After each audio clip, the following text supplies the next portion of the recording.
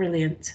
So without further ado, hopefully you can all now see today's agenda, and we've got a few different people, guests and so on coming, and we're going to do some hear from sessions today. And with starting with a quick update from the BridgeGM Careers Hub. What I'd like us to do as we work through the different sections is you have a think about what it is that you've learned from that. Any other questions that you may have can be asked as soon as that person has finished presenting, obviously. But then also, can you bear in mind how you think you might, anything that's new, any more questions that you might want to ask, and any next steps that you might want to do, because what we'd like to do at the end of the session is have a chance for a bit more of an open feedback on how this might impact on what you want to do going forwards and so on. So hopefully something, some takeaways for you, but also the chance to talk to your colleagues, your peers, the enterprise advisors in the room, as well as you as the careers leaders and your associated staff. So very warm welcome to everybody. So first things first, a few updates from, as I said, from the Bridge team. So a couple of things from me. First of all, our SEND Community of Practice, this is our second meeting, so welcome anybody who wasn't able to come to the first one, and welcome back those who did come to the first one. Couple of updates on staffing, and I'm going to say this with a very cautious voice. We promised you a SEND specific enterprise coordinator, which we had in post prior to Christmas in November time, and then at the 11th hour we got that we were able to complete that contract. But we have, fingers crossed, got somebody who will be starting either at the end of this month or as soon as we can in February. And I don't know how we managed it, but we managed to recruit somebody on the 22nd of December, which is pretty good going, really, given the time of year. So watch this space, more information will come through. I'm very conscious that some of you have still not had, are still working with your current ECs, which is fantastic. Thank you very much to everybody who completed their compasses and got some real plans as they move into this new term. And if you haven't been able to sort any of that out, please get in touch. Happy to set up some meetings with you and some long overdue meetings with some of you. And can I also ask as well, just to remind you, thank you to those who've completed the Google Forms that provides an outline of your school and your provision and what you provide for your students. And in the follow-up notes, I'll reference that again if you haven't been able to do it yet. So without further ado, I'm just going to move on to Meet Your Future. So Michaela, do you want to fill in or do you want me to carry on? How would you like to do it? I'm happy, Liz, to just cover it. I haven't got that much to say. I don't know if you've got, is it just this slide you've put up? Oh, I've got this slide that just reminds everybody of the journey we're going on with Meet Your Future, and then we've got the events here. And perfect, then I've helpfully emboldened the ones that would be SEND specific or potentially SEND useful for SEND students. Yeah, no, that's great. Yeah, thanks, Liz. So if you just go back to the other slide, just so it's up for reference, because then we can see the journey of the sessions or the events that we're planning for this year. So for those of you that are not familiar with the Meet Your Future campaign, just to recap, it was officially launched a couple of years ago now in 2019 as a way of getting more young people into the workplace. And then obviously COVID hit in March 2020, and it was a case of how do we as a team continue to deliver on the campaign and the pledges that we'd made to young people, but in a COVID secure way. Hence why we turned to a virtual offer, utilising the Teams Live platform. And for those of you that are not familiar, it's exactly the same as how you would use Teams, but it provides us with the option of being able to host sessions and have Q&A, which is monitored and regulated by us. And it also gives the employers that are involved the option to sort of deliver the sessions from anywhere in the country, as opposed to having to be in person and having to be in Greater Manchester. We had great success with that last academic year, and managed to reach just over 51,500 young people in Greater Manchester. So we've continued in the same vein this academic year in the hope that we can still provide young people with the opportunities to meet with and have conversations with employers on a live basis. We hope at some point, whether it's this academic year or next academic year, that we can return to some of the workplace safaris and the work shadowing, but obviously nobody knows what those restrictions are going to be on us. So at the moment we have this virtual offer. So Liz, if you just move to the next slide. So what we try and do is we break down the sessions per month. So we hope to have some sort of a session or an event every month.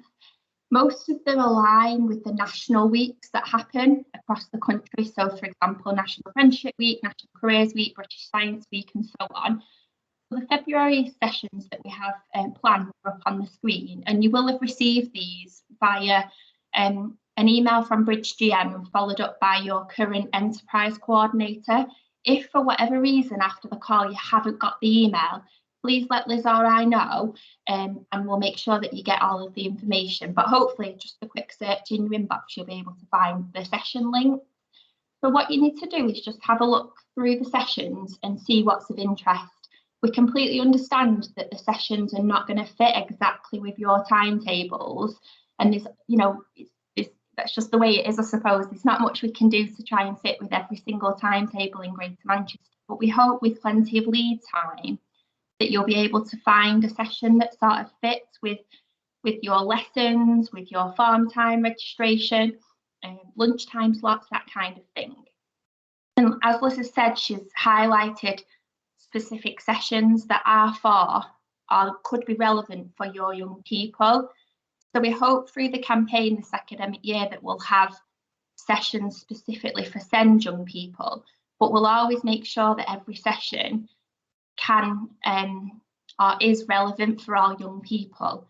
And what we'll hope to do with the SEND specific sessions moving forward is make sure that there's sort of regular breaks if they're an hour long, just so that your young people are not overwhelmed with information. So we've got, as you can see on the screen, hopefully you can see it okay, we've got some really good sessions lined up for February, covering Safer Internet Day, role models, National Apprenticeship Week and LGBT History Month. We've got a couple of sessions that are for we've got one session that's for parents and carers, and that's around sort of the myth busting for apprenticeship. So for that one, we'd probably ask if you can promote it to your parents and carers, but obviously as careers leaders or subject staff, you're also more than welcome to attend. And we've got a panel of speakers lined up for that session. So in the email, you'll have the registration link, and that's all you need. Just need to register via Eventbrite, and then you'll get sent the Teams live link for the day, and you'll get some reminders prior to the events. I think that's everything. Don't just keep any questions. Are there any questions at the end if you want, Liz? There's just one question there, I think, but happy to cover any questions at the end. Brilliant. And again, have the information sent through. Sorry if I'm echoey.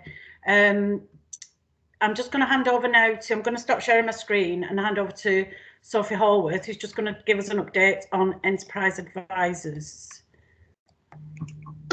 Thanks, Liz. Yeah, I'm just going to steal just a couple of minutes of time, if that's okay. So for anyone who doesn't know me, my name is Sophie. I am the Enterprise Coordinator for the Salford area, but I also lead on the Bridge GM Everything EAs project team. And I suppose actually this is a bit of an ask for any current EAs on the call for support at the minute. So we're currently on a huge recruitment drive for Enterprise Advisors, and any help sourcing further people to become Enterprise Advisors, and in particular in SEN schools, would be hugely appreciated. So at the minute, we've got 14 SEN schools in Greater Manchester looking for an Enterprise Advisor. And we completely understand that working with an SEN school is different to a mainstream school. And so we would really appreciate an Enterprise Advisor support in championing why you enjoy working with an SEN school in particular. So there's a couple of ways that we are looking at doing this. So the first way is that we are looking to create some video case studies to showcase all of our amazing EAs, no matter what institution that they're currently working with.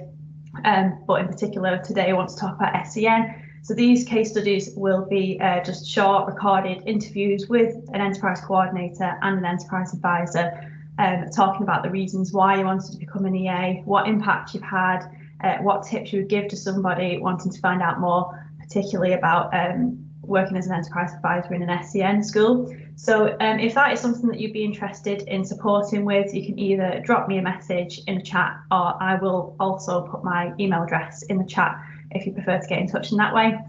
Another thing that we want to do is just develop a little bit of consistent material, and I suppose this goes out to the schools as well, in terms of if you have got employees that you're currently working with where you think actually they might be good as an enterprise advisor, you've got colleagues, friends, families, that kind of thing that would like to find out more, to create some consistent material that could be sent out to those people. And then if you get anyone back that is interested, that you can always refer those on to enterprise coordinators then, who will take on and have a chat about the role in more detail. So the last one for our enterprise advisors, that it is our second Greater Manchester Enterprise Advisor Network session in a few weeks' time.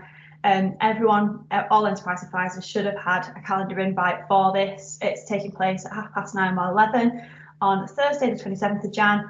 And there's an optional 30 minutes at 9 o'clock for informal networking. So if for whatever reason you've not got that, please do let me know and I can forward on those invites.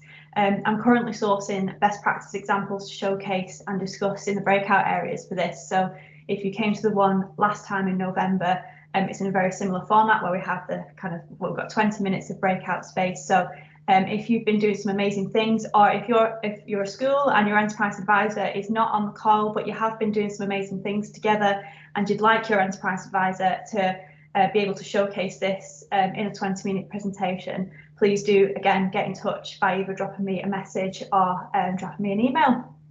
And that's it from me really. It's just asking for a little bit of support from all of our colleagues, both as enterprise advisors and as schools, to find and recruit as many enterprise advisors as we can. So yeah, I'll put my email in the chat, and anyone can get in touch with me about anything to do with being an enterprise advisor. Thanks, Liz. I won't take up any more time of this jam-packed agenda. Thanks, Sophie. Yeah, and just to reiterate, the drive on this is because of how important this partnership is between EAs and careers leaders and the schools, and the contribution that all of that makes. This is the bit that really does integrate everything in. And please, yeah, let's do everything we can to support any schools that don't have one, that have got a vacancy, or any EAs that need that additional, feel they need that additional layer. So yeah, thank you to all our EAs who are on the call today, particularly, and everybody else, of course. So without further ado, I'm just going to hand over to Toby and Amanda, and we've got another Talentino update, but we know that Talentino have presented before. We know some of you are already using it and so on, but we're trying to look at different ways of keeping this agenda fresh for you, and depending on what different stage of those resources and so on you're on. So over to you, Toby. Lovely, thanks, Liz. Hi everyone, I'm Toby. For those of you who I haven't spoken to, so Talentino, we are working on the Digital Capacity Project with Greater Manchester. So this is funded by Careers and Enterprise Company, and well, across the country there are 76 licences that have been given out, and Manchester are lucky enough to have 16 of them, which is the biggest allocation out of all of our schools. So I think I'm just going to quickly, if I can share my screen, just to show what it is that we're doing. And I'll let Amanda talk you through kind of the theory of it, and why we're doing it, what we're doing in the time that we've got. So if I pass you over to Amanda. Hi. Lots of you I've met, and I recognise some faces and some names for those of you that I can't see. So for those of you I'm already working with, please excuse that we're kind of doing this again, but like I said, it's just about keeping the profile going and also keeping the momentum going. So the programme that you've all been offered is called the Careers at Every Level, and it's a digital version. So it's really lovely and accessible, and we can do lots and lots of the training virtually, which is great, and there's lots of training videos attached to it as well. So the programme is aimed at students with MLD, SLD, ASD and PMLD, and the programme has different elements for each of the students depending on their level of engagements and their level of ability. And it's not about giving you a programme that you then have to implement absolutely everything and throwing what you're doing already out of the window. It's not about replacing anything. It's about enhancing and giving you some more resources and some more and fresh ideas as well. So lots of you, we know, are doing amazing work, but the careers at every level will help you build on that, and will, even if it's just about making things fresh for you, but also give you lots of different resources that you can use in whatever way is right for your school. So the information that Toby's kind of showing you here is called the Digital Resource Guide. And if Toby just kind of scrolls through it a little bit, it's got all of the resources in there, which you won't be able to see properly at the moment, but it's got all of the links to the resources that you need, so really accessible for you. And then right the way down the bottom are some individual training sort of suites that you can work through. Now, the idea is that we obviously meet with you, and for those that I've already met with, we talk you through the careers health check to make sure that everybody's aware of their programme so far, celebrate what's working really well, and also look at how careers at every level can help you. There's then a suite of training videos which is sort of run out in conjunction with me meeting with you. I'm afraid you do see rather a lot of me meeting with you and running through a training induction. Those suites of training videos are then yours to use as and when you feel you need to with your staff team. But all of the information is there on how to use those individual resources. And obviously Toby and I are at hand as well if you need to, if you've got any technical questions or any questions about the actual programme. When you've kind of worked through that, so if I just kind of let you know, there are lesson plans behind them as well. So there's lots and lots of resources, and I think some schools look at the resources and can feel quite overwhelmed with the amount that's there. But just to kind of reassure you that it's not about you doing absolutely everything and suddenly implementing it within the next 2 days or the next 2 months or anything like that. It's about looking at the resources and using what's best for you. Toby, would you just share the planner, just show one of the resources really? So the resources that are all interactive in different ways, either as a page turner or for the planner, which is used for the students to record the journey that they're going on. So this planner is really lovely because it gives the students an opportunity to demonstrate to either employers, supported living, colleges or friends and family. It gives them the opportunity to demonstrate what they've been working through and how they're thinking about their futures. And their futures might be in the context of a career, it might be in the context of developing life skills, it might be in the context of enhancing those life skills. So the word work and career is used as a context forming, depending on what that means for the individual students really. Behind each of these bits and behind each of the resources, there are lesson plans attached to them. So there are 54, there's 5 modules and 54 lesson plans for you to use and adapt to meet your teaching style, but also the style of the students and the needs of the students in front of you. Toby, are you able to move any of the emojis across, or is it not working quite right? Okay. There might be a bit of a delay in moving across just because of the way it's being shown to you.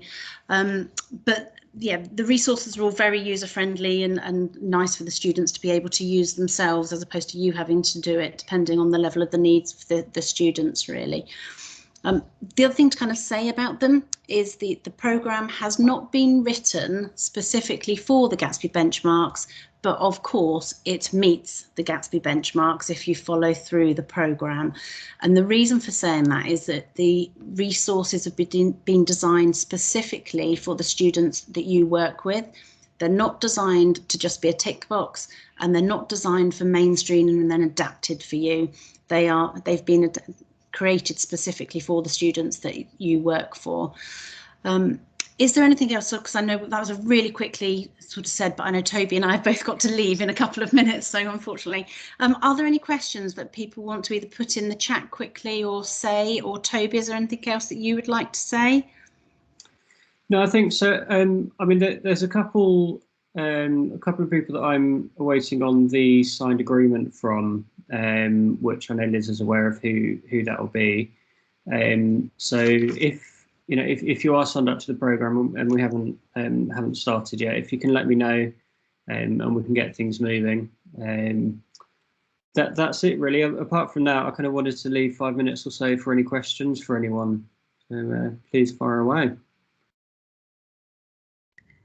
It's hard to see everybody, so if you just want to mute and rather than putting your virtual hand up and things, I can't see anything obvious. It is always worth saying, Toby, Amanda, everybody at Talentino is very accessible, and drop them a line if you've got any queries, or come through me, no problem. We'll share the details and contact and so on.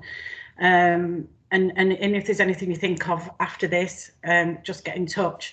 So appreciating that some of you are already well underway with this and some of you are thinking about it and everything in between that. But I do think it is worth revisiting. So thank you, Toby and Amanda, for your time today, and I will see you soon, no doubt. Nice. I'll see all the students, all the schools soon, because I know I've got a few appointments booked in the next couple of weeks with people that I recognise names and faces. So lovely. Thank you for your time. Yeah, thank you very much. Liz, feel free to have my email out to anyone that doesn't have it already. And yeah, any questions, let me know. Toby, I've sent your email far and wide. Yeah, don't worry. Sounds good. All right. Thank you. Good afternoon, Bye. Bye. So what we then put on the agenda for following on from this was we want to try and look at where we've got some commonality in terms of things like perhaps Talentino resources or similar things being used that is a bit more useful across the whole of the community of practice. So I did speak to Andrew Cox, who's next on our agenda, to talk about this. Now, Andrew, though, you're at the very early stages of it, aren't you? You're at you've simply been onboarding and things like that. Is that right? Yeah, pretty much. So yeah, very much at the start. We've implemented it in sort of like the last half term in just before Christmas. But I'm here and I'll tell you what the process we've gone through and why we got there. Bit of background about the school and then how we've implemented Talentino, if that's what you're after. Yeah, absolutely, that's absolutely perfect. So we've sort of tried to do a bit of a seamless segue, but obviously based on the last meeting that we had in November as well, people were really interested in curriculum design, which is a common area for everybody. So following on from what Andrew presents today, if anybody else wants to share their ideas and so on for future meetings or in today's session, please feel free to do so. But enough of me. I will hand over to Andrew and Samuel Laycock, and thank you. Okay, great. Thanks, Liz. Okay, so a bit of the background then. So we had an Ofsted last academic year, which told us that we needed to sort of redesign the curriculum and make sure that the offer across Key Stage 3 and Key Stage 4 was much more broader than what we were doing. So that gave us the opportunity to completely redesign the curriculum, which was great. And it also meant that we could get Talentino. It just arrived on our laps at the perfect time, really, to help us redesign it.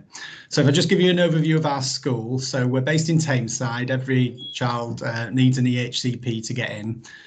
Nearly all our children have moderate learning difficulties. And then we have, it's the same building, but it is split into two. So we've got the autism base where we've got one teacher, 2 TAs, and then they have like a breakout space.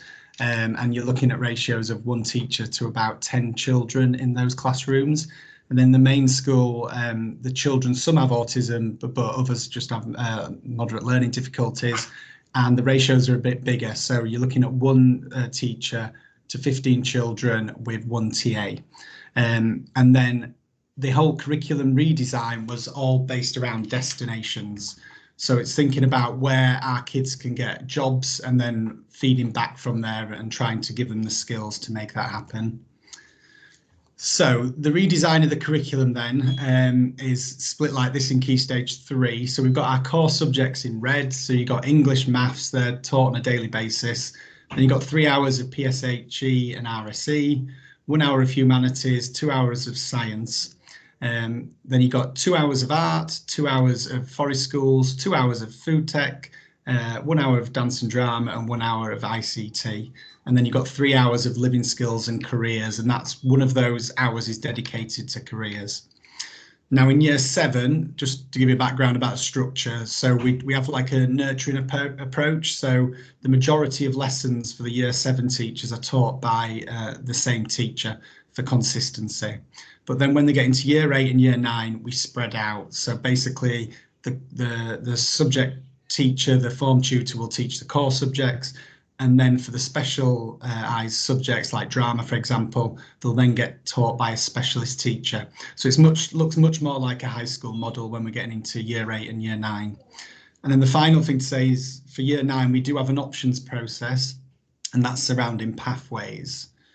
So when you come to our Key Stage 4 offer, it's all around pathways. So the way we structured it is that on a Monday, Tuesday and Wednesday, the kids follow their core subjects. So as you can see there, it's maths, English, PSHE, ASDAM, PE, forest schools, ICT and careers. And then on a Thursday and a Friday, they do their pathway day. And the reason we structured that is to make sure that the pathway leaders, if they want to take trips out or they want to get workshops into the building, then it's much easier to do it on 2 block days. So our pathways are performing arts, sports and outdoor pathways, food technology, digital pathways, and then living skills and community living pathway. And that's basically aimed at our children with autism. Okay, so where does Talentino fit in? So one of the big things that we wanted to do was obviously meet the Gatsby benchmarks like everybody does. And some changes we made, the lady who actually put this in place that I'm presenting about today is a lady called Kim Pixton. And we created a role which was to be a careers lead teacher. Now, we didn't have one before, and we felt it was really important to have that lead teacher who was driving it forward on top of myself, who's a member of SLT. And then we just decided to completely embrace Talentino, like what Toby and Amanda said. You know, if you follow Talentino, you're going to hit all your benchmarks. Well, we decided that that's exactly what we were going to do. But we did have a very low starting point, so it was an easy transition for us, really. So at Key Stage 3, they have one lesson per week. And then the way that Kim structured it is to just follow Talentino. So it's based on 3 sections: modules that they do, then it's the independent living skills. They're the skills that the children acquire when they're doing these activities. And then the fun bit really is the enterprise activity, the hands-on stuff that they get involved with. So these are the modules. So what is work? There is a job for me. What could I choose? I am ready for work. And how do I get a job? And then Kim went through all these lessons, and she worked out that in our school that'd equate to about 54 lessons. And then these cards, these information from Talentino is where we got the ideas for independent living skills and these task cards, and that's where the guidance came from. And then as a structure, this is what Kim's sort of put forward for us. So the first part, what we tell the teachers is that it's all to do with a transition. So you familiarise yourself with the environment, people, activities involved with the project the kids are going to do. Then it's all about school-based experiences. So depending on what module you're doing, it could be about the kids participating in paper shredding, growing vegetables. And then it's an experience come to us. So we get the employers into the school to do workshops. And then we get the kids out to do an experience. So in our school, we're very lucky. We've got 2 minibuses, and we actively promote classes to get out. And we've got a staff that really want to get out there and get the kids real life experiences. So that is a lot easier for us to do that.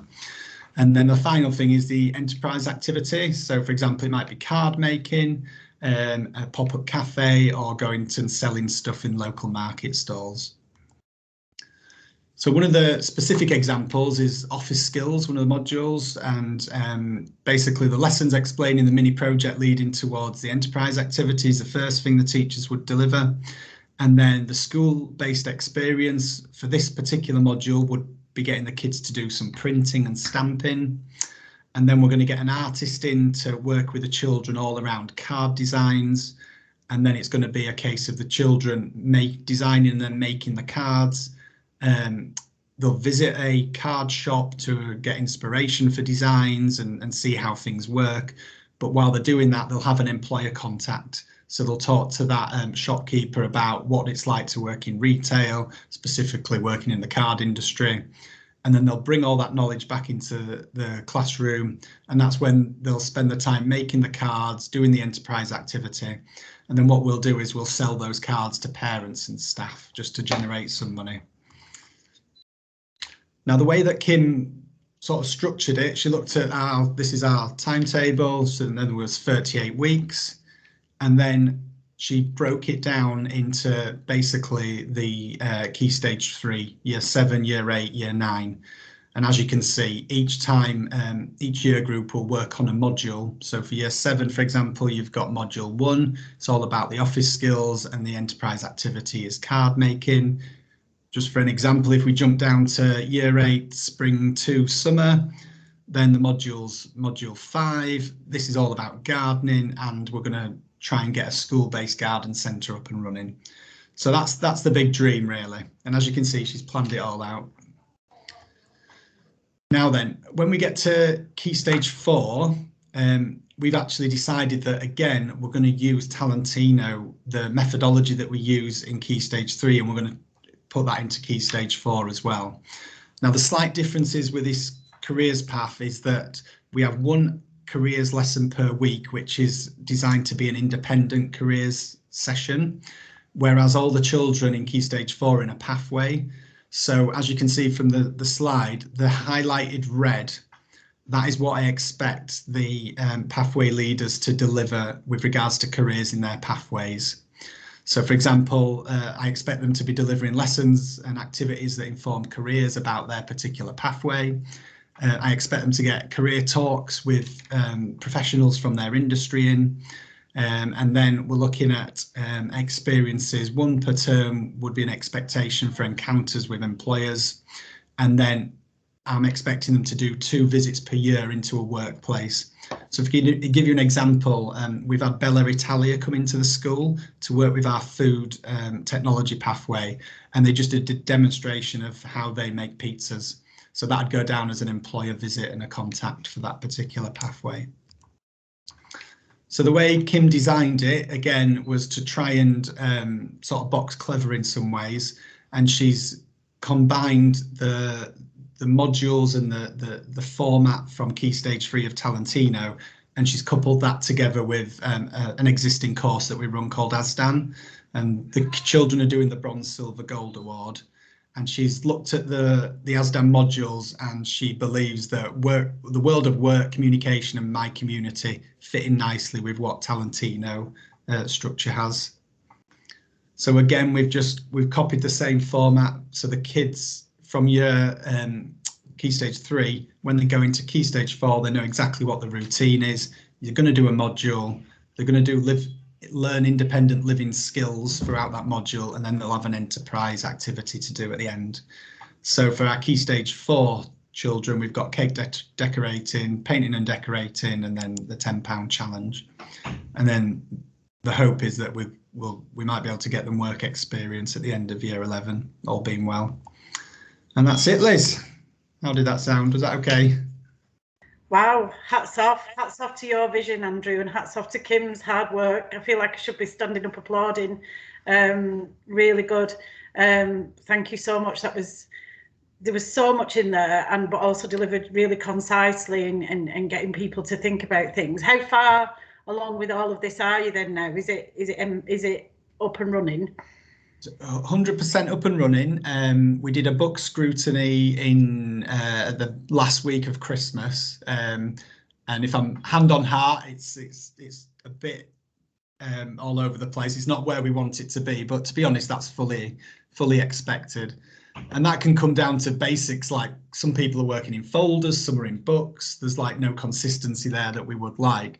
But for us, they're teething problems. And Kim and I talked just before Christmas. We fully expect this year will be a setup year, and then we hope to really drive it forward September onwards. Really good. And so how are you sort of surprised at how much of the Talentino resource you've ended up using? Did you sort of expect it to be a real framework to work around? I did from the meetings with Toby and Amanda. So they sort of said from the beginning it could be a really powerful resource, but we were really lucky that there really wasn't much in place before, so it was perfect for us really, because we had a blank canvas really. So we just decided, instead of generating things from ourselves or tweaking old things, that there wasn't much there to tweak. So we just decided to completely embrace it, and at the moment it's worked for us. And then we'll review it at the end of this academic year. And there might be things that don't work, or that some modules don't suit, and that's absolutely fine. We're certainly not fixed on this forever. You know, we'll see how it works. Brill. We've got a hand up. Do you want to go ahead and ask your question? Hi, Andrew. Thank you for that. I'm Julie. Work at Melland High School. Yeah, just thank you so much. That was amazing. Did you say you've got pupils ranging from PMLD, complex needs, SLD that this is working for? No, just MLD really. Ah, right. Yeah, MLD. So our pupils, I would say on average, and obviously this is very, very broad for each individual student, but they come in, I would say in year 7, round about year 2, possibly year 3 level. Right. That's where our students are. That'd be similar to our more able groups. Yeah. I think Talentino are coming in, doing a virtual session with us next Wednesday, and I was just wondering about the the different abilities of pupils that it would suit. Thank you. Yeah, no problem. Diane? Hi, yeah. I know that you're using ASDAN as a bit of a tool for assessment, but how else are you assessing progress for that? With regards to kind of, in terms of the lesson objectives, are you assessing students' progress in terms of how they're progressing in terms of the knowledge and understanding of careers, or are you just utilising it through the ASDAN accreditation route? So there's two things. The ASDAN is obviously one of the accreditations, but it's also those living skills. So it's the skills, the middle one of those 3. It was module, wasn't it? Enterprise, yeah. And then the middle one's living skills. So it's that they're the skills that we're assessing and making sure that they can work towards. Yeah. Okay. Thank you. You're welcome. Anybody else? Can I ask another question? How's it gone down with? Obviously, you and you've driven this forward. Has it gone down with the rest of the staff? And how easy was it to get them to engage with the resources and really sort of use them effectively? I think from the work scrutiny, it's mixed, I'll be honest. So I think it's going to take, like I said, about 6 months to get everybody in a good routine of using it. I think with any schools, some people embrace it and really go for it. Others feel that it's another hoop to jump through. But I just think it just needs more time. It's like most things, isn't it? The more people work with it, the more modules they go through, and they realise that it is a bit of a cyclical way of working. I think it'll come on nicely. So I'm looking forward to the next work scrutiny, and then in between, Kim's going to do some work with some teachers that we feel have struggled from the first work scrutiny. So we've sort of identified some teachers we feel are not necessarily using the resources as they should. So we'll go in and help them and hopefully get them up to the standard of everybody else. And are the resources, when you put in your middle column about the modules and that they were doing the module resources there, are they as user friendly as you sort of presented them? You can pick them up and go with them. How much I believe so. So.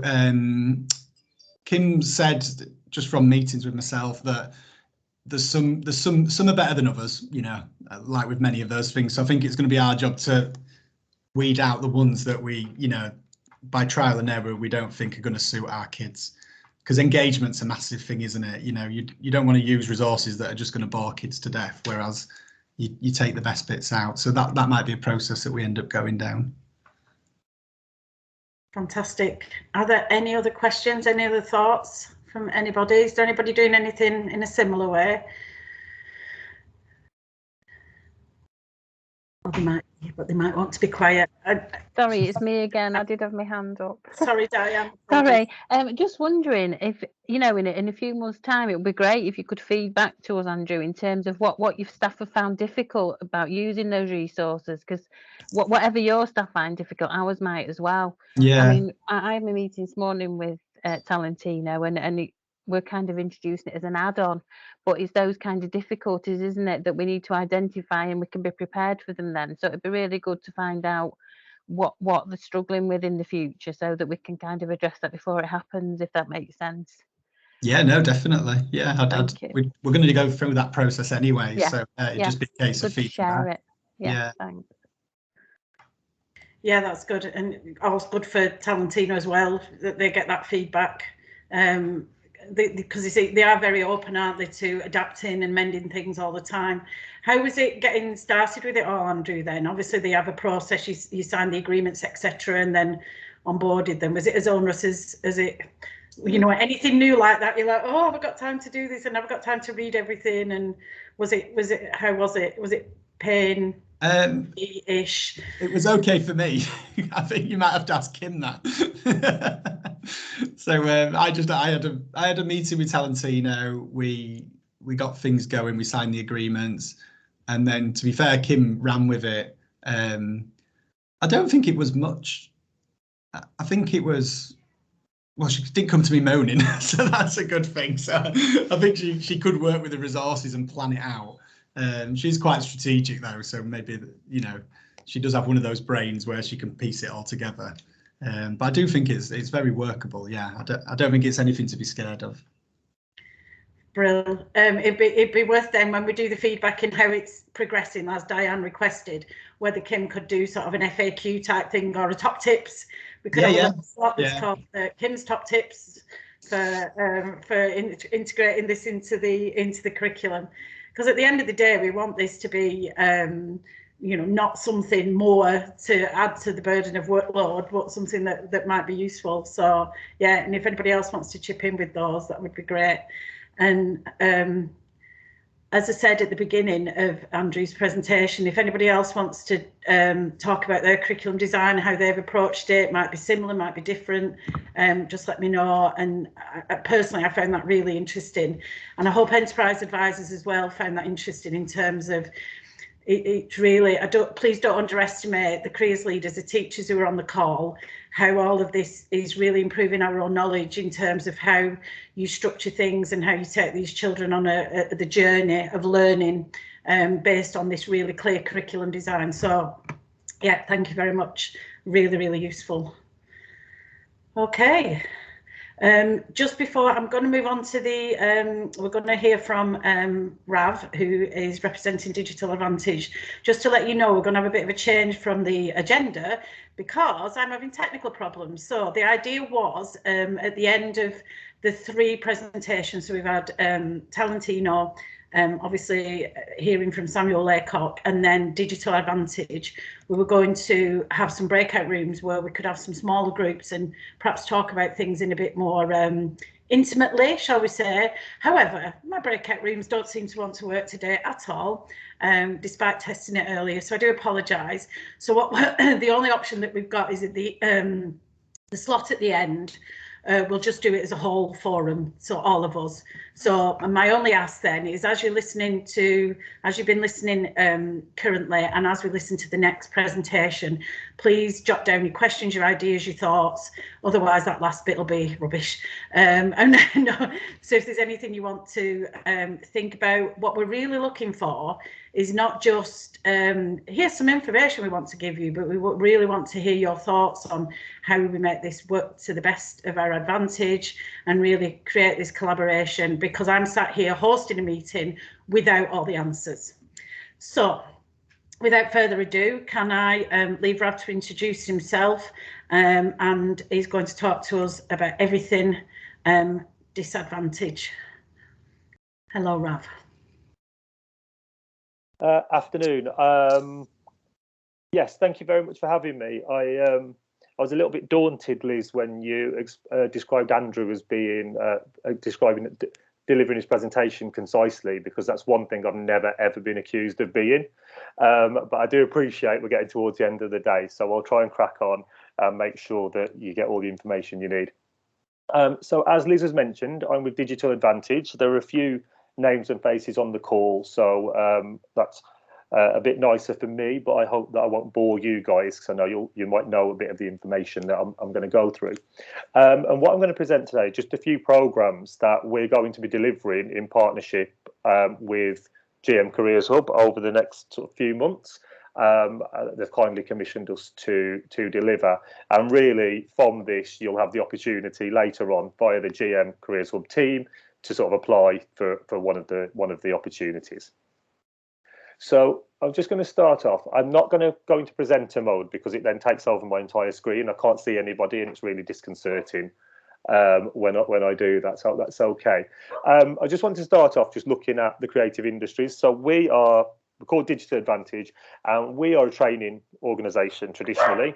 We started up about 5 or 6 years ago, and we go into schools, sixth forms, colleges, and provide careers opportunities, careers related training and work experiences to young people.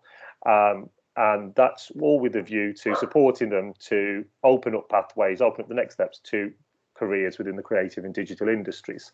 And so just starting very, very big overview, the creative industries put this together via DCMS every couple of years, just to show the value of the creative industries to the UK. Hopefully you can see everything, but it's just showing that it's a massive and ever-growing industry. I'm sure you all realise that, with digital particularly, it's not just the digital sector anymore. It's not just digital agencies that need digital bods. It's everybody. It's people in logistics need to do the social media, marketing, do the web design, e-commerce and everything like that. So it's just giving a bit of an example of that. If it's unclear for people, I will share these slides afterwards if that's helpful via the Careers Hub team, just so you can see that. What we do, like I said, we go into schools, colleges, sixth forms. We bring the employer into the classroom. So we're a training provider. There are only 3 of us that work full time for the organisation, and we sort of coordinate all the activity. And the reason it's only us that work is we don't want to employ our trainers full time, because we don't want them to stagnate. The creative and digital industries are ever changing, and so we use practitioners who work in those industries. So you've got a couple of guys there, Naomi Timperley, who is, I think she was 3rd on last year's top 50 influential women in tech in the UK. She's a big advocate for Northwest, the tech sector in the Northwest. And then you've got Bernard on the right, who's a marketing expert. We've also got in our bank of trainers radio DJs, podcasters, storytellers, journalists, social media experts, filmmakers. So we've got a real range of people.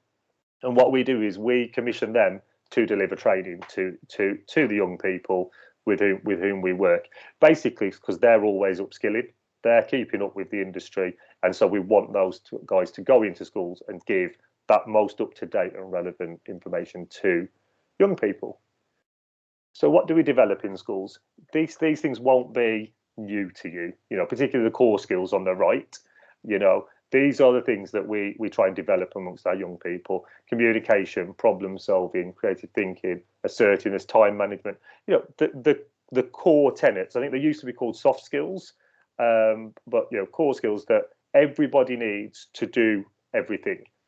And well, then you've got the technical skills, and this is just a small example of some of the technical skills that you might pick up on our programs depending on your area of interest. So we look at social media, we look at image editing through Photoshop, we do photography, marketing, search engine optimization for some people, graphic design and video editing. So what we try and do through our projects, and I'll give you an example of a couple in a moment, is tap into young people's skills and their interests.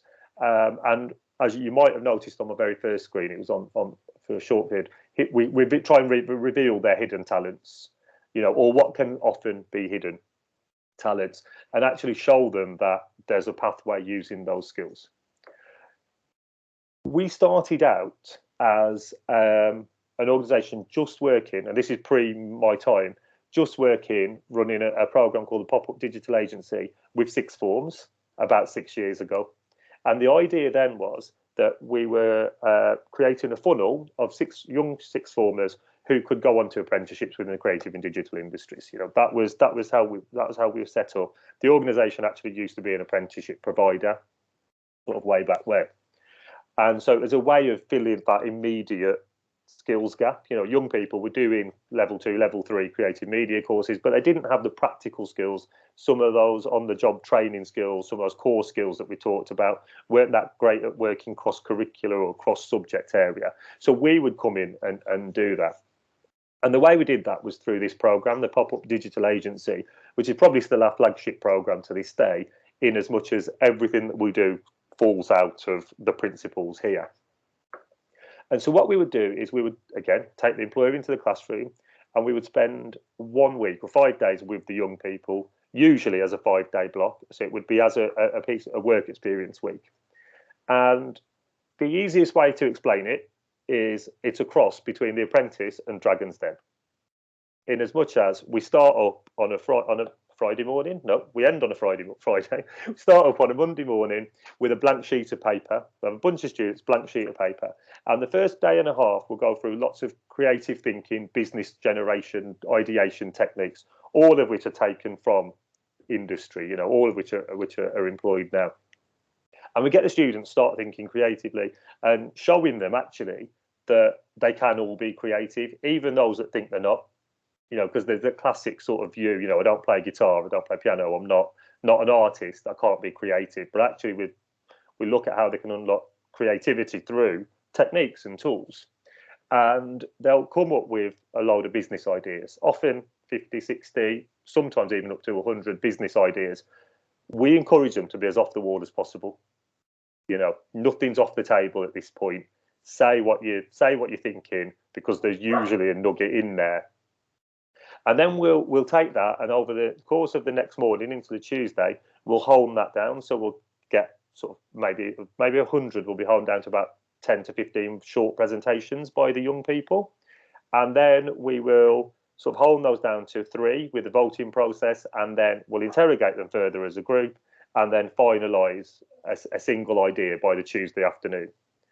What we do then with that single idea is that's where we flip really into like an apprentice type thing, where they've got to develop that business idea, and they'll do that working through this this curriculum, so to speak, on this page. So they will test their ideas. So they will do market research. So that's primary research. So depending on what their idea is, we'll create surveys for a particular audience, and we'll go and conduct those surveys. So that might be with the teachers in the school. It might be with fellow students. It might be going out into the community if that's an option with the school at the time. Obviously, it's been a bit trickier the last 18 months or so. But getting out and conducting surveys, getting first-hand experience, so they're understanding how to go about that, as well as building and developing those core skills in the background. We will start to do some marketing and build a website. So all of the work that they'll be going through over the next few days in that week will be housed on a website. So we'll have a couple of 2, 3 of the team start to learn how to make a website. Some of them will have ideas already. More often than not, as we work with young people now, as you'll all know, they've done stuff like this. Even if it's at home, they've made a website, they've got YouTube channels, all that sort of stuff. So we'll find them and we'll get them to start building that out. we'll do business planning, because more often than not, these things are a business idea. They're a solution to a problem. So, for example, I'm going to show you a video in a minute, and touch wood, I'll be able to share my screen and play it to you. A group of young people come up with an app idea for independent living for young people we send. We've had people come up with using blockchain technology for selling second-hand cars. All sorts of different business ideas have come out of it. And so we will create a business plan out of that. We'll show a very basic one, not your traditional, ones from 20 years old, stuffy 60-page documents. But, it's a business model canvas, looking at market segmentation, looking at the numbers, looking at who your audience are. So they're starting to think about that, can start thinking about entrepreneurship and how they might want to go forward in the world with something like this. We'll look at project management tools. We've got Trello on there. What we tend to use is a Kanban board. If you've used Trello, any of you have used Trello, it's just a basic app, and they're essentially post-it notes that you move around. We create that on a wall with a Kanban board with post notes, and it's just a to-do list, but it's a really nice visual so young people can see what happens in workplaces, how people manage their work. Brand and identity. So we've got a business idea, so we need to create a brand. So we'll talk to them about brands. We'll let them tap into brands that they already know exist out in the world, and how and what values are attached to those, and then how can they create that. And a small subsection of the team will be creating the brand, doing a design, doing logos and things like that, and then feeding back into the team, because that work will then have to feed through the website. That brand will have to be laced through, from the headers through to the colours, any fonts, if they get to that point, choosing fonts, that will all be laced through there. Prototyping, we'll create a prototype. So if it's an app, which again it usually is, and that's what we encourage, we'll get them to create a very basic prototype of an app where you've got 2 or 3 screens that they'll work through, and they can showcase exactly what it looks like. Crowdfunding, we include that in there because they're business ideas. We'll often look at, well, what would we do for investment? And it links back to the business planning. Where would we go? Sometimes they'll just be, well, we'll sell the app and that creates income, fine, but you'll need some seed funding. Would you go and partner that part, the car sales app that I told you about? That group they were doing research with QuickFit and other car retailers and stuff, We Buy Any Car and people like that, to see if they would be able to partner with them to get it up and running. Or indeed, it might be a crowdfunding campaign. So we'll explore those areas with them, and they'll touch upon those within it. And then, alongside all of that, we create a pitch video, which is the Dragon's Den bit, I guess, where we'll create a 3-minute video pitch that promotes that particular app, business idea, or whatever it might be. So that's your 5-day project. Within that website, we'll include all of the research and all of the stages we've gone through. So stages of branding, stages of prototype, stages of Kickstarter. We also encourage the students to create reflective blogs, whether they're written, video-based, audio-based, or whatever, just because we encourage reflection all the way through the process to ensure that they are, doubling down on the learning, understanding what they're doing, understanding the process, but at the same time still developing their tools in creative and digital, their skills, in creative and digital, using their tools. So that's what we would create in a 5-day program. Now, I mentioned at the top, and that this was for sixth formers in mainstream, and you might be wondering why the hell I'm telling you anything about this.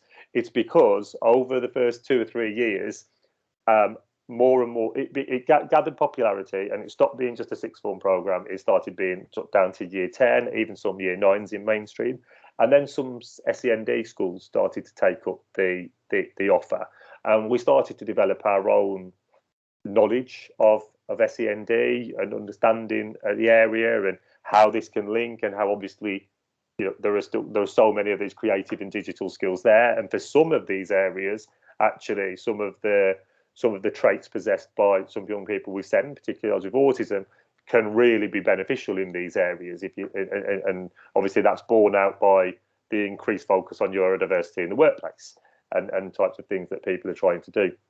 So that's a program that we've got. and one of the ones that is going to be an offer available as an opportunity to send schools via the generous support of the GM Careers Hub. There aren't any sort of, no one has to put their hand up immediately today to sign up. There'll be a follow-up from it, but it's just to give you a sort of a picture of one of them. I'm going to share my screen now. Sorry, just go into play mode now, because I'd like to play you a video. This was by one of our very first SEND schools to take up the Pop-Up Digital Agency. So before we had actually had a real specialist SEND provision. So hopefully, it's going to be embarrassing coming from Creative and Digital if this doesn't work. So touch wood, it works.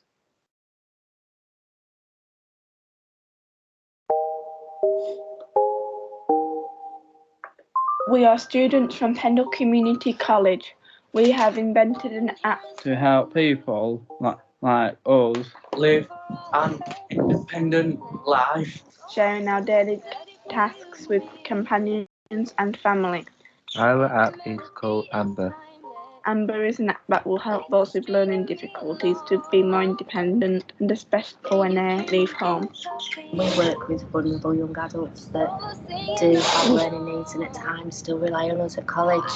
So when they're going to be going off living on their own or doing jobs or work experiences on their own, are they going to be able to cope without us? And having a tracker, I think, will put a lot of people's minds at rest.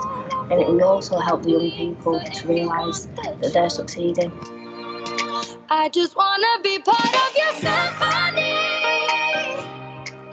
Amber works using alarms, sounds, colours, voices and vibrations to alert the user and their companion to a task that needs completing. How often do you brush your teeth? Have you brushed your teeth? Right through to how often to wash your clothes, change your bedding. Students who have medical needs, working with young people who can have a range of needs from diabetes to having to take regular medication. Again, if you're fully supported, you can sit down at the beginning and set a plan and a schedule to work towards independence. Our app has 3 sections and each section has a clear and easy to recognise icon. feeling safe, managing money, Transport, road safety. As well as helping with recipe ideas, the app will also remind the user to turn off the cooker in case they forget. It is available for Apple and Android. We need about £45,000 to make our app. People can use it for free.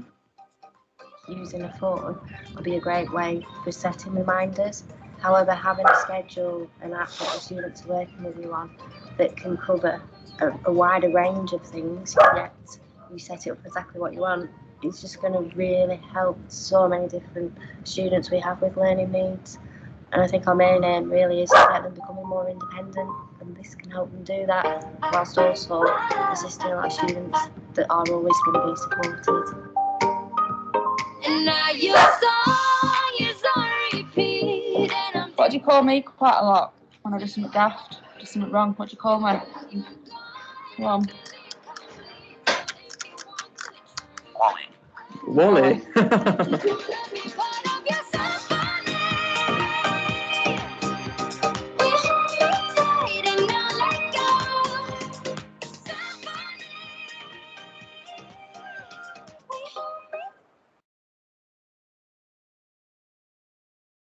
Okay, so I've cut that slightly short there, just at the end. Did that work? Yeah, Excellent. it works. I had my emails on my phone just in case Liz was in the background and it's not working, and you're all sitting there for 3 minutes just staring at a blank screen. Sorry, it takes over both my screens. Okay, so that's hopefully giving you a real example. I mean, that was amazing. Like I say, that was before we developed SEND specialist provision. It was before I started, actually, and it was just a brilliant idea. One, actually, this is an outlier. So, but I'll mention it just as a possibility. There's no guarantees of this, but we actually were able to secure with the school further £10,000 funding from the National Lottery following that, so that could be further developed, and we brought some companies in. Unfortunately, it's hit the skids a little bit in terms of there's no one really to own it in the school and from our end, and so it's finding a person to own it. But we, as far as independent living goes, and I'm preaching to the choir here, hopefully you'd see that it would be a brilliant project. But aside from that, that entire film was made, we had a trainer in, Anne, but that entire film was made by those students. They shot it, they edited it, they put the titles on, they chose the questions for Andrea, the teacher, and put the music over it, and really had real ownership over that. And obviously they had a website alongside it that charted their work, and that was all done in the space of 5 days.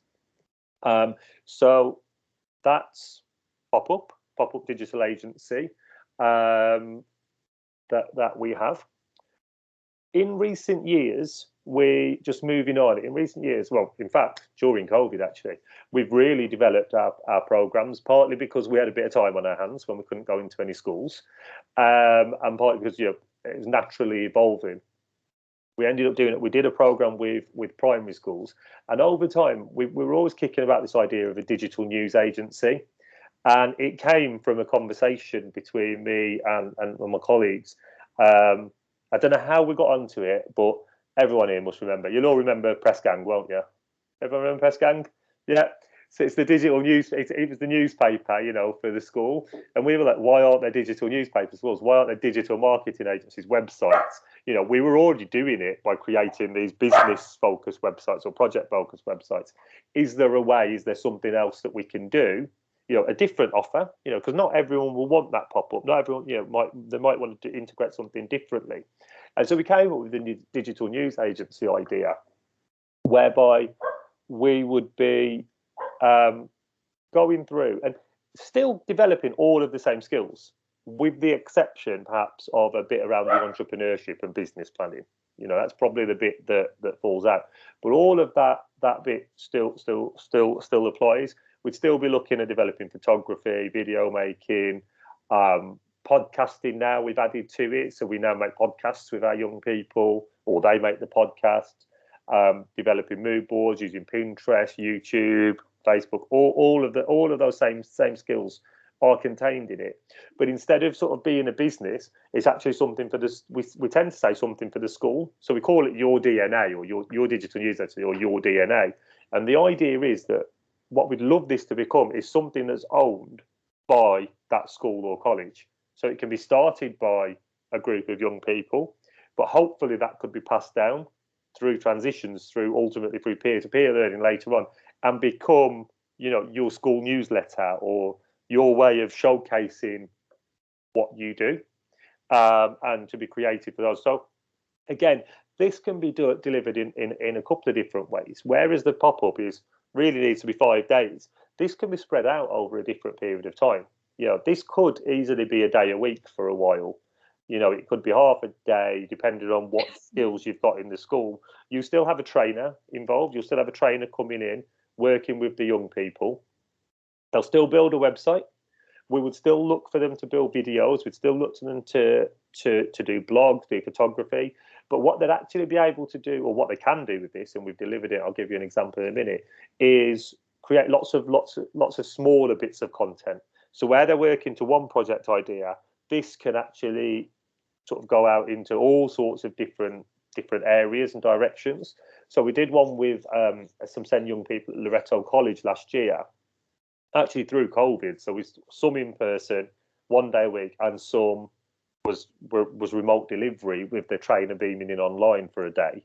And they basically did whatever they wanted. So you had one particular student who was really interested in ghost stories. It's called a dream catcher. It was actually quite creepy, but it was brilliant. She got to be able to use her interest and go forward with it.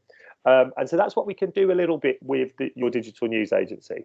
We completed one just a little while ago at Northridge. I'm not sure. I saw Elaine on the list. I'm not sure if she's been able to make it at Northridge High School. Now we're actually going back in a couple of weeks. So this website hasn't been fully published yet, but I will show you what they've created so far. And they've come up with Hub Futures. for those of you who don't know, Northridge recently moved to a new. They've still got the school site, but they moved the sixth form to a new building, which is next to St Monica's up in Bury High School. No, that's Elm Bank, isn't it? Anyway, it's next to a school. I can't remember which.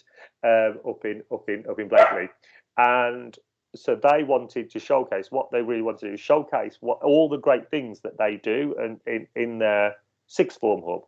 And so they created something called Hub Futures, and I'm just going to stop sharing that and give you an example, because much better than me talking is showing you what they did. So.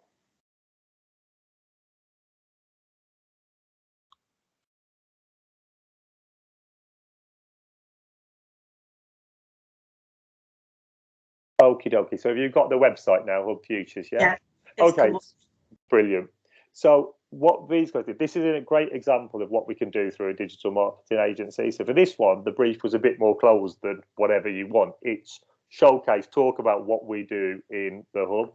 This particular piece of work was done by just 6 students over 10 days. Now we're going to finalise the exact offer here. We've got 7-day versions of this program, 10 days. So we're going to.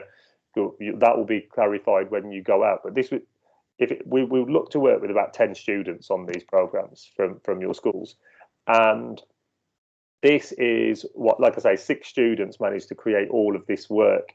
So Hub Futures, like I say, it's a multimedia project put together by them, and they wanted to introduce some of themselves as inspirational students. I'm not going to play every single thing because there's so much content on here, but during that time, these guys went through a series of training. So first off, they had to learn how to make videos, how to make podcasts, how to make do good recordings, write blogs. So they went through a series of training projects, did some practice runs, and then in the second phase of the program, went through and created their content. So showcasing what they did, as you can see, they've got health and well-being. They've done a series of interviews in cooking. See, I haven't got full access yet. This hasn't been published. This is a preview version. But you've got the Cup and Cake Cafe, North Manchester General Hospital, and talk about Asdan, I think we mentioned earlier on, and they've got a link up for supported internships at the hospital. So they've talked about those people. So the idea is that we're showcasing the hub and the opportunities, what they do while they're there, the young people, and of course the pathways that can come out of them. So it really gets to act, and work on a number of levels. You get the skills. The idea is, main thing is you're getting the skills, the knowledge, the experience for the young people. It meets a series of Gatsby benchmarks because, as well as all of our trainers come in and they create meaningful encounters. We get them out, going out to different places. But the plan, I believe we've got a planning session for the next round for this with Northridge this week, is for this to be used as a transitional tool for that school. It's not just a project that, oh, that was fun and nice, let's let it sit inside. This will showcase to the students moving across who've never been what it's like if they want to move to Northridge. So you've got those interviews on the homepage. I'll just very quickly show you this if it loads. You've got a tour of the hub. Obviously, again, you guys will know better than me. Obviously, showcasing something to young people with SEND before they even get there is a great chance for them to sort of get a feel for the place. So they took a load of photography, did a lot of photography, showcasing the different areas. This is a 3-minute film. I won't play it, but it's fantastic. You've got, again, they conceive this themselves, where you have a student. The students were set at various key points within the building, and they followed it through, and they conceived of it, wrote it, filmed it, where they're introducing it, so you could literally walk a prospective student around the building. So it was really, really, really, really fantastic. They did the brand. So it's the Northridge Sixth Form Hub. So these are some of their brand ideas that they came up with. Staff interviews they did at the top there with some key members of staff. So that's, again, I just wanted to give you an example. It's much better than just talking to you. It's showing you what we can do with the young people at your schools, what they can do. And these will be going on to develop that further in the next couple of months, hopefully. We will be going back in there. Just going to jump back onto my presentation. Rav, just another couple of minutes if you can wrap it up, just so we've got time for questions, feedback and so on as well. I told you I wasn't concise. No, I came up front with that. I don't want you to miss anything out, but I'll crack on. I won't show you the next video because there is another video, but that's fine. So those two are offers that schools will be able to take up, and there's an additional offer with Digital Advantage Online. Now, this, with the others, I believe, Liz will correct me, it'd be sort of either or, probably that you would go for. With this is open to schools within the hub. And this is great because with those other programs, we'll work with 10 students. Yes, we can provide some legacy. Yes, there'll be some opportunities for peer learning down the line, but our trainers will work 10 students. The beauty of Digital Advantage Online, which isn't pulling up trees, it's a series of video-based workshops and tasks. We're not recreated the wheel, but it's taking some of those skills and giving you the chance to impart them to your students in school. And I'm thinking about, for example, with Andrew, the curriculum that you laid out. When the students are looking at the digital pathway, if they're unsure, this is a great tool, hopefully, for them to be able to try things out. If your teachers aren't necessarily specialists in certain areas, you can use these, and they're really set out. You've got bite-sized videos, 6 or 7 minutes, and a task. Bite-sized video and a task. Teachers can use them however they want. You could use snippets of them. You could go through the whole thing. You can plan your lessons. So if you're covering certain areas, and you can pick and choose the ones that you want. There's more coming. There's about 50 hours worth of learning there. If you go through it start to finish, we've got more that's coming online over the next sort of 6 to 9 months. But every single workshop is created by an expert in that field. They are experts. Vic is an award-winning podcaster. Nicola is a wedding photographer. All the instruction that is given is absolutely up to date and on point in terms of the students. So it's a really flexible thing, and this can be used with any students, any age, for any reason, as far as we're concerned. There are quite specifics around the others, and they're high value, and they create lots of opportunities. This is a real nice way of working with students who might be at different abilities, might be lower ability, but still want to do some digital, and it's not as appropriate for them to go on the longer form programs, but you're still able to offer something. And like we say, there's a school in Birmingham who are using it specifically for helping their students pick their pathways. And then they're also they do Arts Award, SEND school, they also do Arts Award, and so they're using the different elements from that. And I think they even do a business pathway, and branding is actually suitable for that, so it's being used outside of that. Access to this will be for, well, as soon as it comes on board, as soon as you come on board really, and we're taking it and it's signed off by the hub, you would have it. So that's any time between now and the end of this year, and then it will be for the full following academic year. Following that, there would potentially be a small charge if we wanted to retake it, because we would be redeveloping and putting it on. But for the moment, through the generous support of GMCA, that we'll be able to offer that out. All of this stuff I can talk to you about in more detail. This is very much, this is who we are, this is what we've got. For those of you who don't know us, we've worked with a few of you before. We're currently working with Diane, with Northbridge. We've got stuff going on already. We've got long-standing partnerships. We've worked with Melland, Piper Hill, Grange, everyone really. Samuel Laycock, not actually in the past. So we'd love to get on board with you if we can. Final thing, really, really quickly, is we're also creating with some SEND Careers films. They're going to be 10 inspirational careers films and tasks. And the task bit is going to be set by an employer and a young person with SEND who's currently working. So these films will feature a young person with SEND on site. Someone who's actually left college now, is in a supported internship, is in work, is volunteering, has got another sort of a fulfilling role that they've taken in a particular industry. We've been talking about doing volunteering, healthcare, hospitality, IT, digital support. We've got a young SEND apprentice for digital marketing that will feature. And the idea is that we're going to go out to the workplaces of these 10 people interview them, showcase them at work, showcase them talking about what they do, how they do it, what it's like, their employer, so that they can be used within your schools to at any time to hopefully provide inspiration to the guys there, to show that there are different pathways. And the task element is a sort of a small task that's a careers-based task that you'd be able to use as part of your careers lessons. So again, it'd be bringing careers into the curriculum and supporting your Gatsby benchmarks, and you'd be able to use those, well, as long as GMCA and GMAX make them available to you, which I'm sure will be a long time.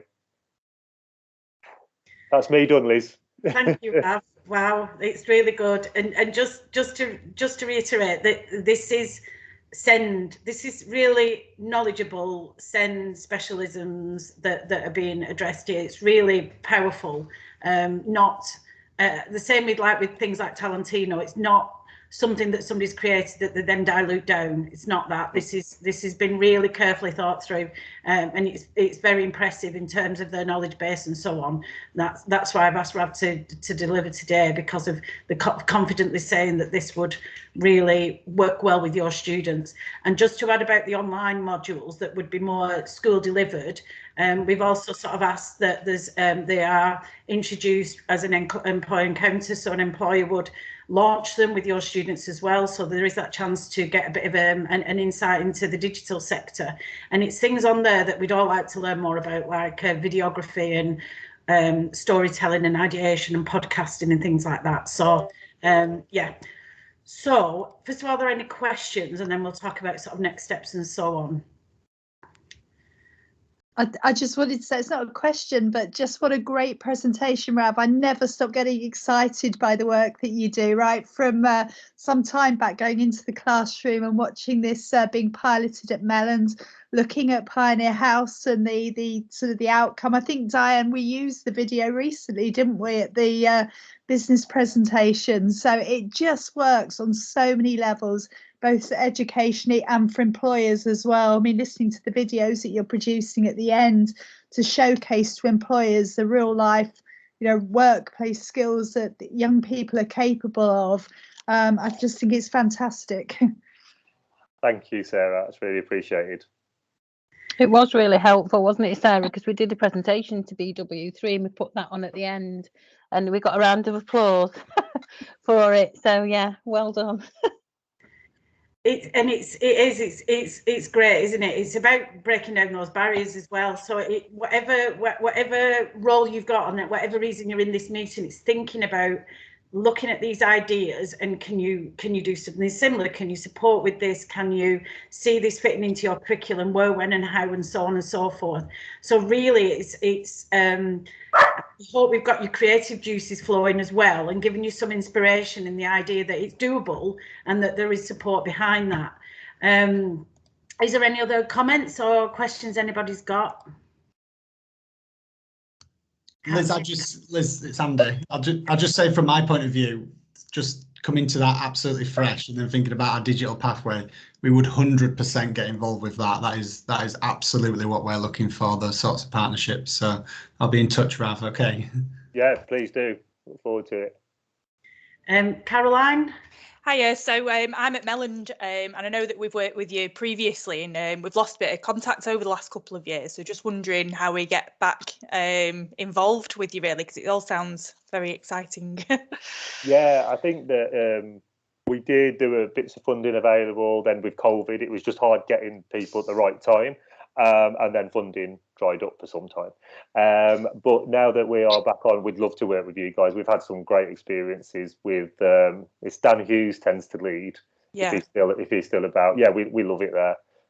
So yeah, just give me a shout. I'll share the deck and the videos via the hub team if you want.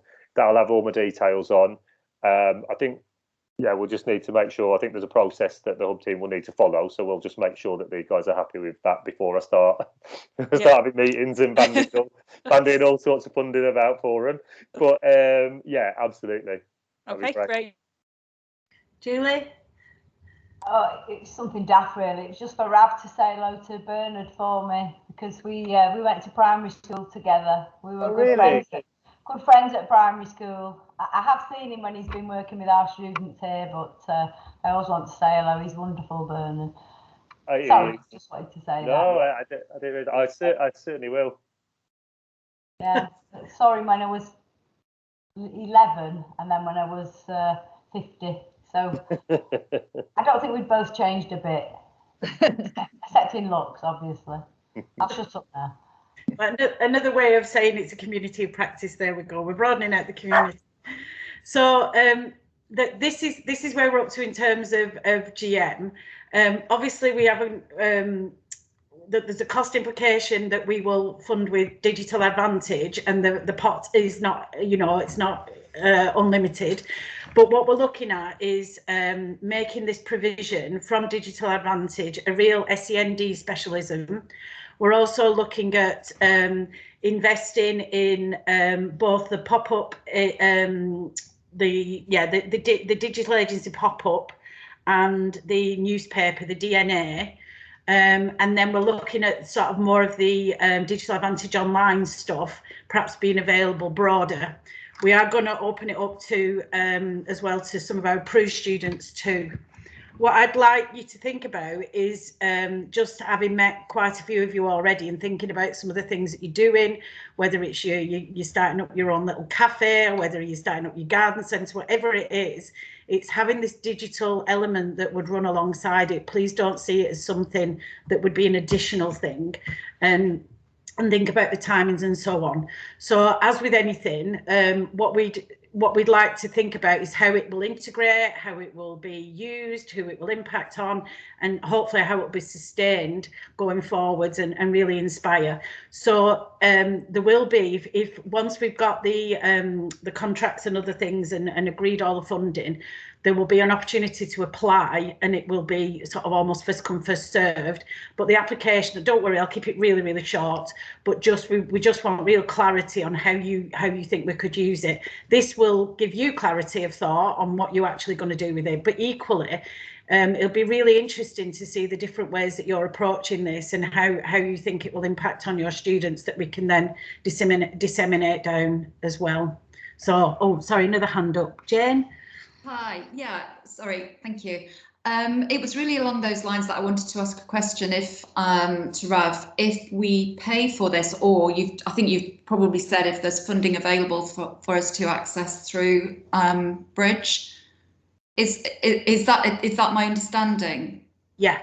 So we are going to fund a certain number of these pop-ups and DNAs on behalf of Bridge. So yeah, get your application in. And if it's brilliant, or you want to do it again or whatever, then obviously we wouldn't give you that second round of funding because somebody else would miss out then. But and equally, we're always constantly looking. In my previous life, as you know, as a careers leader, and the budget was limited. So what we also try and do is do things that you can almost replicate as well, and think about how you would deliver this and how this would be sustainable, because there isn't a finite amount of money in anybody's pot, is there? So looking at that and looking at how you would do it in a smart way. So yeah, really good idea. Yeah, so how will we look out for the funding then? Sorry, can you just don't worry, and we're not there yet. So what I'll do next, obviously it's great, the advantage of Greater Manchester Combined Authorities, it's a huge machine with lots of opportunities and lots of contacts and lots of projects underway. The disadvantage is it's got many processes sitting behind it. So we are underway with doing all of that and watch this space. What we have got a time scale. We're hoping to get sort of the first ones of these booked in and sorted Easter onwards. She said tentatively, we want to start something in term 3. So we will get that process going next half term, then ready to hit the ground running term 3, or a commitment for you to start this say in term 1 of next academic year. I think I've got that right, Rav. Obviously, it's we will have to book it in with Digital Advantage's capacity as well. So yeah, so I'm underway with that. Yeah, great.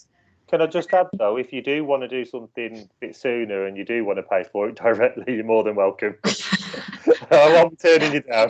I'm interested at the moment in if there's something available. I understand. Start with. I'm sorry, Ralph. The word free was said first, so that you lost after that. Yeah, after that. Oh, I know. Absolutely. I've got to at least try and sell, haven't I? Thank you. And the other thing to say as well is the ask about those videos. So I know we've got enterprise advisors on the call, and you know, think about your own workplaces as well. This is a real plea.